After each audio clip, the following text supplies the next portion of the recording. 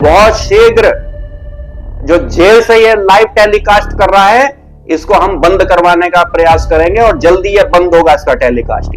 गर्भ निरोधक गोलियां बनाई जाती थी इसके आश्रम में, क्यों बनाई जाती थी? वहां पे कुछ ऐसा गलत काम हो रहा था कि जिससे बेचारी हमारी बहनें माताएं गर्भवती हो जाया करती थी और उनको वो गोलियां खिलाई जाती थी। गंदे गंदे काम आश्रम के अंदर हो रहे थे वहां पर, क्योंकि तुम लोग बढ़ावा दे रहे हो। ऐसे जैसे कि पूजा करोगे वैसा ही तो बनोगे। बिल्कुल ठीक कह रहा है।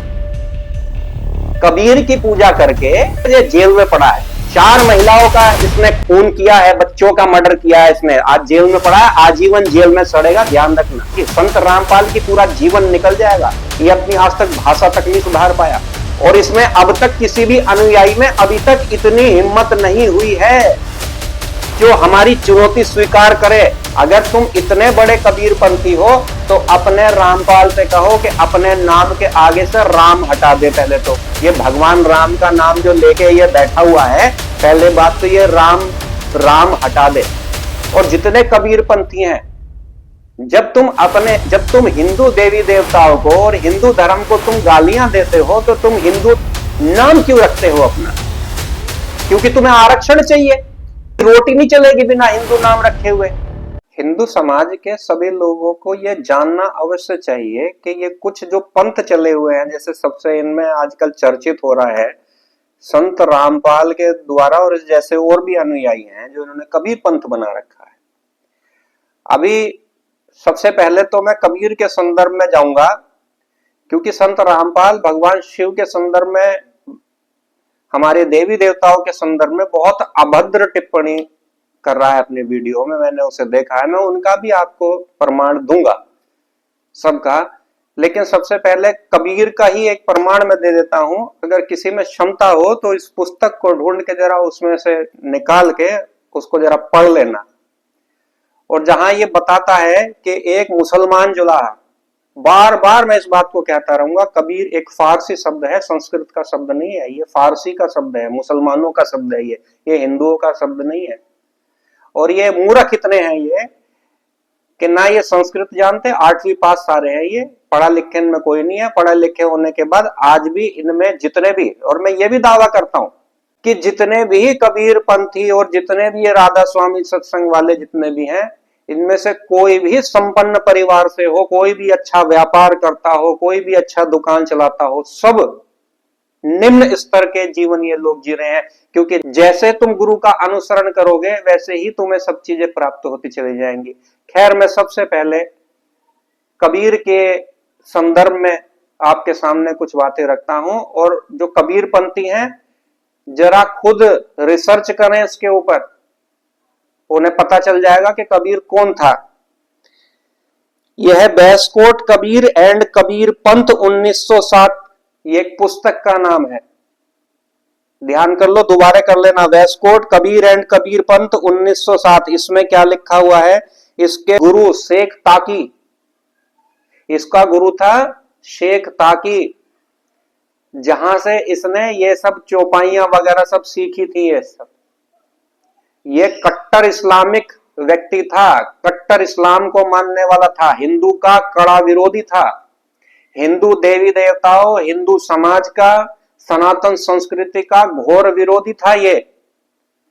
और शेख ताकी अरब के मौलवियों के संपर्क में भारत के अंदर इस्लाम का प्रचार प्रसार करता था, जिसे वहां के शासक, उस समय के यमन के यवन शासक उसकी सहायता करते थे, उसको पैसे देते थे।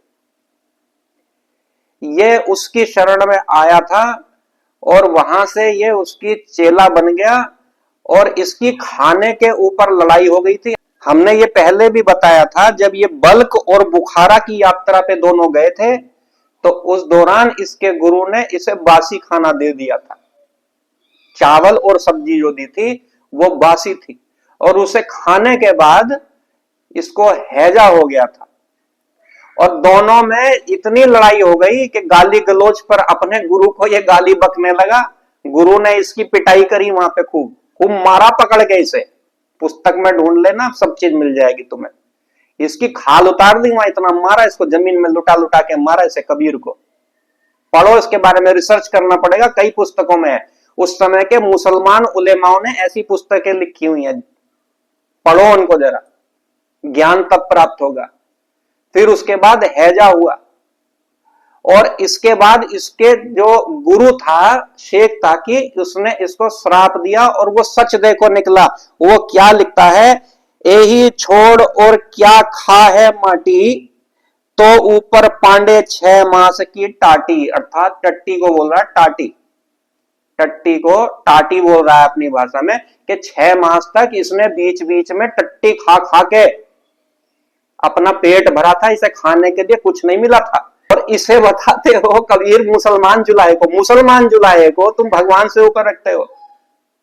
ध्यान रखना एक बात, जब तुम लोग कबीरपंथी, अगर तुम इतने बड़े कबीरपंथी हो तो अपने रामपाल से कहो कि अपने नाम के आगे से राम हटा दे। पहले तो ये भगवान राम का नाम जो लेके ये बैठा हुआ है, पहले बात तो ये राम राम हटा दे, अपना मुसलमानी नाम रखे। और जितने कबीरपंथी हैं, जब तुम हिंदू देवी देवताओं को और हिंदू धर्म को तुम गालियां देते हो, तो तुम हिंदू नाम क्यों रखते हो अपना? क्योंकि तुम्हें आरक्षण चाहिए, तुम्हारी रोटी नहीं चलेगी बिना हिंदू नाम रखे हुए। तुम में से आधे लोग तो ईसाई बन गए, जगह जगह भटकते फिर रहे हो। तुम्हें कोई क्रोस लेके घूम रहा है हाथ में उठा के, वो यीशु मसीह करता घूम रहा है,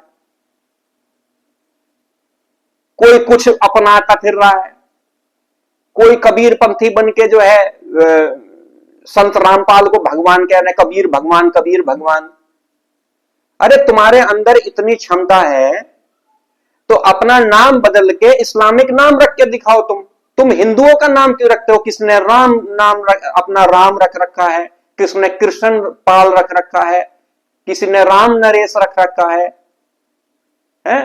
अपनी घर की महिलाओं के भी नाम बदल दो। और जो तुम शादियां करते हो, तो भाई जो कबीर ने जो शेरों के मंत्र लिखे हैं उनको पढ़ के, उनसे पढ़ के शादियां करवाया करो ना। तो फिर क्यों ब्राह्मणों को बुलाते हो अपने यहां पर, शेरे पढ़वाते हो उनसे? उनके अंदर भी विष्णु भगवान, श्री रामचंद्र जी, उन मंत्रों के अंदर सबका उल्लेख है। सब वैदिक रीति और पौराणिक रीति रिवाज से ही तुम्हारी शादियां होती हैं। तो जो कबीर ने जो फेरों के मंत्र लिखे हैं उन्हें बोला करो। अब कौन से फेरों के मंत्र लिखे हैं उसने जरा हमें भी बता दो, प्रमाण सहित बताओ ना। बांग्लादेश में जब तुम मारे जा रहे थे और आज भी मारे जा रहे हो, बंगाल में भी तुम संत रामपाल कबीरपंथी मारे जा रहे हैं, तो फिर क्यों शोर मचा रहे हो, धाड़ मचा रहे हो? जब तुम्हें हिंदू हिंदू याद आ जाता है कि बचाओ, हम हिंदू मारे जा रहे हैं, हम हिंदू मारे जा रहे हैं, हमें बचाओ, तब तुम अपनी पहचान छुपाते हो। क्योंकि कोई मुसलमान तुम्हें मुसलमान मार रहे हैं, इस्लाम तुम्हें खत्म कर रहा है, क्योंकि उनकी दृष्टि में तुम काफी हो। संत रामपाल जैसे लोग तुम्हें मूर्ख बनाने का काम कर रहे हैं। पहले जो हमने इसको प्रमाण दिया था, इसको प्रमाणित करो। अब आते हैं दूसरी बात पे। ये भगवान को कहता है कि नंगा धड़ंगा भस्म रमा के घूम रहा है, और उसकी पूजा रावण ने करी तो वो एक महिला को उठा लाया, वो तो दुराचारी है, जैसे जैसे की पूजा करोगे वैसे ही तो बनोगे। बिल्कुल ठीक कह रहा है ये। कबीर की पूजा करके ये जेल में पड़ा है। 4 महिलाओं का इसने खून किया है, बच्चों का मर्डर किया है इसने, आज जेल में पड़ा है, आजीवन जेल में सड़ेगा, ध्यान रखना, जीवन भर बाहर नहीं निकलेगा। इस पे 4 महिलाओं का हत्या का आरोप है, और ये देवी देवताओं को, देवियां हैं उनको तू तड़ाक करके बात करता है ये। इसके अंदर इतनी तहजीब नहीं है कि महिलाओं को लेकर जो हमारी देवी देवता हैं। अरे हिंदू समाज के अंदर सुनो मेरी बात, भगवान शिव इस सृष्टि के रचयिता हैं, इस सृष्टि के पालनहार हैं, संहार करता है। जरा शिव को पढ़ो, और जो तुम पढ़ते हो ना झूठी टीकाएं, जो आडंबर फैलाने के लिए संत रामपाल जैसे और कितने ही नौटंकीबाजों ने अलग अलग प्रकार की टीकाएं लिखी हुई हैं, लेकिन हमें तो कभी कभी लगता है कि इन अनपढ़ों को हम ज्ञान दे रहे हैं, लेकिन तुम्हें नहीं दे रहे, हम उस हिंदू समाज को दे रहे हैं जो भ्रमित हो जाएगा अगर केवल संत रामपाल को सुनेगा तो। अगर दुष्ट पापाचारी भी, पाप करने वाला भी अगर भगवान का नाम और स्मरण जाप करता है तो उसके इस पुण्य कर्म का उसको फल अवश्य प्राप्त होगा। लेकिन ऐसा नहीं है कि यदि वो पाप करता है तो उसके पाप का दंड उसे नहीं मिलेगा। रामायण पढ़ के देखो और वाल्मीकि रामायण पढ़ के देखो, तुम्हें ज्ञान प्राप्त होगा। भगवान शिव और माता पार्वती के संवाद को पढ़कर देखो, भगवान शिव क्या कहते हैं कि जब जब धर्म की हानि होती है इस संसार के अंदर, वेद का उपहास करने वाले, वेद को समाप्त करने वाले, गो हत्या करने वाले, यज्ञ को ना करने वाले, यज्ञ को खंडित करने वाले, देवताओं की हत्या करने वाले जब जब इस धरती पर बढ़ जाते हैं तब तक भगवान अवतार रूप में जन्म लेते हैं। और निराकार ईश्वर की उपासना, तुम निराकार को समझोगे क्या? निराकार कहते किसे हैं, जरा ये तो समझने का प्रयास करो। इस पूरी दुनिया में 57 मुल्क हैं मुसलमानों के जो निराकार की उपासना करते हैं, आज सारे मारे जा रहे हैं, सारे बम से उड़ाए जा रहे हैं।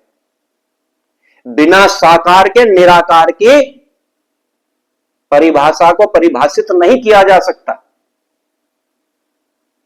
तुम पे खुद वेद नहीं पढ़ने आते, तुम दूसरों को वेद क्या पढ़ाओगे? मैं पूछना चाहता हूं कबीर पंथियों से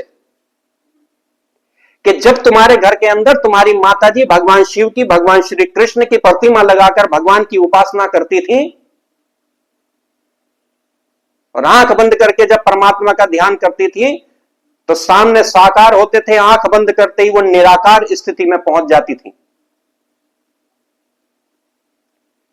क्या तुम्हारी 80 साल की वृद्ध मां जिसने कभी स्कूल का मुंह नहीं देखा, क्या तुम उसे वेद पढ़ा सकते हो?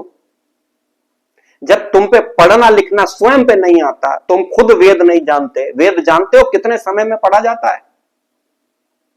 जो तुम वेदों की, संत रामपाल की पूरा जीवन निकल जाएगा, ये अपनी आज तक भाषा तक नहीं सुधार पाया। और इसमें अब तक किसी भी अनुयायी में अभी तक इतनी हिम्मत नहीं हुई है जो हमारी चुनौती स्वीकार करे। और बहुत सारी वीडियो बन रही है हमारी। और भैया जो लोग वीडियो बना रहे हो, थोड़ा अपना स्टैंडर्ड भी सुधारो। टूटी हुई कुर्सी पे बैठ के तुम हमारी वीडियो बना रहे हो, क्यों हमारा तुम उपहास उड़ा रहे हो?